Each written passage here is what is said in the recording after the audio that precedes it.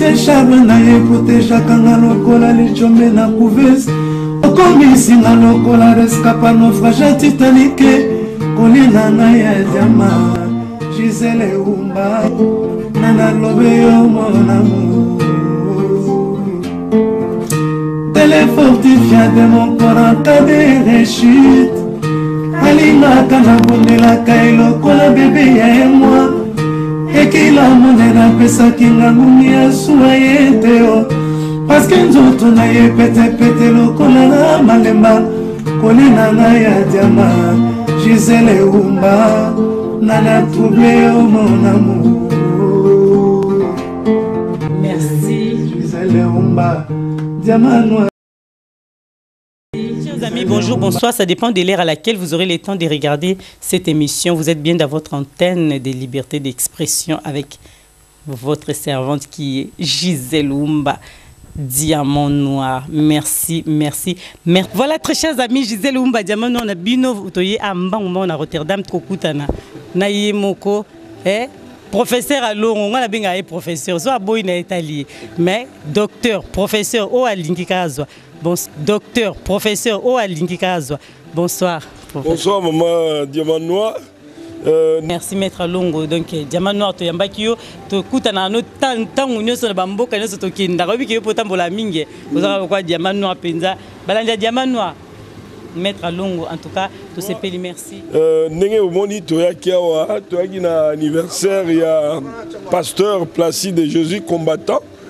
Mon nene ya Hollande toyakiawa na 50 ans na anniversaire na ye.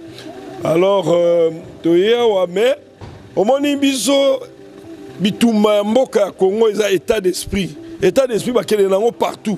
Ata na Belgique, ata na n'importe où, naza toujours nango. Ya état d'esprit on ezali toujours.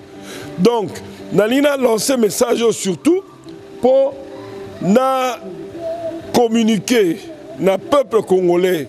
Na encouragé le peuple congolais que na yebi ke bato mingi baza un peu découragé mais na osenga bandeko baza na apaisement ba se décourager té donc bitumba ils ont continué comme toujours tobunda pona Kabila dégage et il koloba ke Hippolyte Kanambe Joseph Kabila na système na yenyo so ba dégager mais tozo bona système dégager non ba dégager parce que toza komona que mova azali tokati maloba muketo yamba papa Placide vite fait omoni aye bandeko balandi ya Diamant Noir TV toza liboso na toza na toyebeta Rotterdam non de Rotterdam na yebi quand même mais quartier ku toza toyebite toye kaka toi na Hollande mais yemo isa biso quartier toza puto pese mbote ya bisa biso za nani toyeko sa nini pana mbote na bandeko nyonso balandi ya Diamant Noir TV page sert dans Gisèle Oumba na ben c'est ça manga te bolé na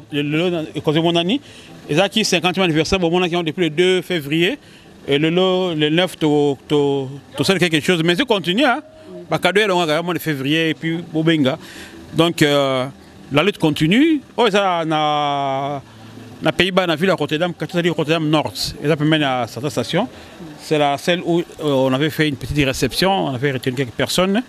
Donc, dans le cadre de 50 ans d'anniversaire, et je suis. Ouais, tous les résistants. Et il y avait beaucoup de gens, donc pour que nous ne soyons pas découragés, nous, contre notre lutte, nous restons toujours contre le pouvoir d'occupation qui est encore là. Merci, tu as tourné. Donc, tu as Carole Bawana. Pour toi, tu n'es pas nani. Tu continues la vie.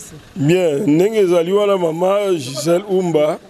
Na banzi ba balanda ngai toujours o balanda biso ba vrai sigo donc to constater ba misu ba ça ba faux ba combattant résistant à faux ba ça belé ba bimi alors siko je pense que il faut qu'on définisse cadre voilà très bien biso to bunda rapport à Kabila dégage ninko ba que ezara Kabila yemorote Hippolyte Kanambe homme mais zali yena système na union système na union c'est ça ba Rouberois, ba Zoé, ba Jeannette, ba Mende, ba Bochab, ba Wana Nyoso, ba Mova, tout ce monde-là, ba Wana Nyoso, ba Zosala, ils font ce qu'on appelle la Kabylie. Et puis, pour le système, ekufa elongwa na mboka na biso et bomi bato ebele sali ba crime ndenge na ndenge. Alors biso lelo boye tozo continuer bitumba oyo pour objectif na biso to atteindre na ngote. Hippolyte Kanambe aza toujours bomonaki dernièrement a eu avion présidentiel à quel on la Chine. Mais azo continuer à occuper maison présidentielle et bah détail c'est belé Tokyo numéro 1 mais moto ya bundaka ya solo ayebi que système ezaka Rwanda. Donc attends chauffeur va changer mais mutu keza toujours à kokufa. O ezo bomba bandeko na biso na Congo. Alors eza le camion bélier o ndenge salama na Nice. Voilà, eza bongo. Alors biso na ko lancer appel na ba peuple congolais baza ba patriote ba lingi mboka solo que bitumba il faut continuer. Yango tozalaki awa na anniversaire tozalaki na ba aimant betukumeso tozalaki na ndeko na biso César Mukiele et puis na ba colonel Odombo na ba ndeko ebele na yo moko pe mama Gisèle Umba Diamant Noir na ba ndeko ebele na ba kulutu na nga Emile Congo Eli Nkulwe. Donc bitumba ezo continuer na sengi na ba ndeko baza décourager te ba ndeko il faut moral ezala oh il faut continuer bitumba oyo ti to ko benga na Hippolyte Kanambe alias Joseph Kabila katunan maluba bilo continuer bitumba oyo ti bo benga na Joseph Kabila. Mais est-ce que oza au courant to zo sa assemblée que président 5e président sa commune à Congo? Non mais le 5e président azali na mboka mais système ezali. Aujourd'hui on a bien Batuloko François Beyawana avec tout ce qu'il a fait. Aza toujours c'est quoi ça conseiller à président. Est-ce que vous trouvez ça normal? Bon aujourd'hui on a normal Hippolyte nani Kamere aza directeur cabinet. Est-ce que vous évitez que to bunisa ba étranger ba kota na mboka na biso ba vanda ba Roubero tout ce système là est encore là. Bon on a une image circulaire qui na réseaux sociaux ba ça en Égypte. Donc, en prévision, il y a le 11. Kagame Azolongwa, par contre, le président a succédé président d'Égypte. Donc, nous devons continuer la lutte. Dans ce cas, la résistance, il faut continuer. Il faut qu'on pique le système, il faut qu'il. Donc, nous devons nous inscrire dans la ligne. Mais si vous solo là, n'attend ndikonomino Félix Azui Bokondi. Vous si vous solo na batu UDPS boye ba botu na boso la boye ba nini bosa pour. Non, biso toza ba membre parti politique té. Biso toza ba combattant résistant. Résistant pour la mboka na biso ça na occupation. Ça objectif na biso ça il faut occupation et s'il na nina poser question lelo occupation et s'il ba Rwanda ba poser la question lelo. Oui, merci à toi de poser la question. Ngapena koki retourner un peu motuna. Bon, constat dans les alliés que nous posons question à tout le monde qu'on répond que les Rwandais sont nous, occupation est dans nous. Donc, dans le peuple congolais, il faut continuer bitumba, il faut que benga na ba Rwandais Hippolyte Kanambe as un criminel monene tokotikate azana mboka na biso. Voilà un peu ce que je peux dire. Toki jamais kotika endengwana. Mais biso ba peuple congolais tous ba tibini bondo lila o mwana mboka zo bokonzi mwana mboka zo bokonzi to kama lelo to comprendre te tout c'est ta question ba otikela ngata tana tuna te mutuna o ba peuple congolais ba tunaka po ba olinga ba yeba parce que bino lutte na bino ezaki po Kabila dégage donc président mususu azwa mais biso ce que to comprendre bo lutte continuer mais ti wapi au juste bo bando continuer en to bunda ti Hippolyte Kanambe là Joseph Kabila na système na nyonso ba Mende ba Bocha ba Kimbuta et tout ce monde là ti tango ba kokende ba tiki mboka na biso ba dégager ba nyonso système on est koufi. C'est en ce moment là que biso to tika bitumba na biso. Mais comment bo bunda? Mais toujours continuer ba méthode des ébélés on to utiliser to ba nyonso te devant presse. Mais nous sommes toujours là na on sait un peuple congolais ba lingi mboka ya solo. Il faut que telema toujours pour na bengana ba Rwandais na ba nguna o baza occuper mboka na biso. Toko baisser ba braté. Neko na ngai, c'est impossible que toko bon ko lembisa, to baisser garde. Non, bon que ça toujours une occupation. Toko nimate biloko ngo on a un peuple congolais, tous a toujours déterminé, tous a persévérant, tous a découragé, tous a toujours l'esprit à combat pour la benga la batoana esprit à résistance pour la benga la bande kwana et là il y a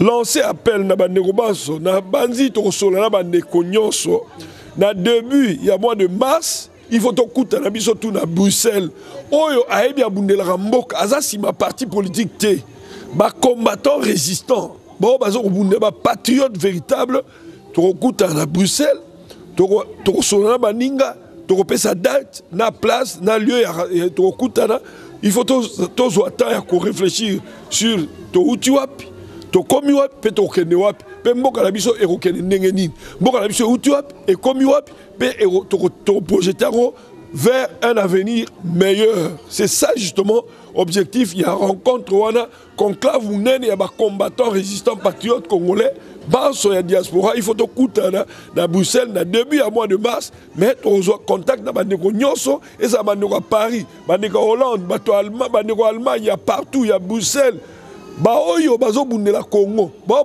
bunda sima parti politique té. C'est ça justement la différence. Combattants résistants patriotes congolais azali sima parti politique té. Ba liba na ba parti politique ba kei sima parti politique. Donc on invité kaka ba oyo bazali na détermination ya patriotisme bazala esprit ya combat na esprit ya résistance. Ce qui mutaza sima parti politique à quel est la parti politique, mais tu vas inviter simplement la partie. Ouais, la partie, combattant résistant. Combattant résistant, ezali membre de la parti politique. Et ça, la Congo, c'est Congo objectif. Un Congo libre, prospère. C'est ça justement l'objectif d'Abisso. Mais mot de la fin, balandio, poto kuta vraiment toye na makamusus mais bambo kezanga suste. Na mot de la fin. Mot de la fin, ezali peuple congolais, tous à la décourager, tous continuer pour baneromi, balembi, baneromisu, piquer la crise. Mais non, il faut continuer bitumba. Parce que tous a besoin de bateau déterminé. Pour n'engue ezali wana, Hippolyte Kanambe azali nanu. Ba Roubero baza nanu. Ba militaire rwandais baza nanu. Mboka eza toujours en occupation. Alors to rigoti kate tant que mboka eza en occupation, il faut obunda. Et puis dans ça convaincu que le quoi to za côté à bien to gagner to benga na système wala nyonso et on a déraciner et puis et on a famille question mon autre na bino moi vite fait na biki to comme na souka pena pona bande ko belé ba benginga ba président UDPS na sola na bango na sola na bango ponga na drapeau na bino nyonso to ba peuple congolais balobi na bino bo kita na Congo to kene to bunda ensemble to soit na biso nyonso to bunda to yeba na lingi nani to mais bino bolingo kita te kaka tozo continuer combat. Non, so kita Congo to kita nenge ba to musu ba kita te po ba kene po na ba poste biso to bunda po na ba poste te. To bunda po na mbongo te. Bo ba bunda po na ba poste bango na ba kitimba na Kinshasa.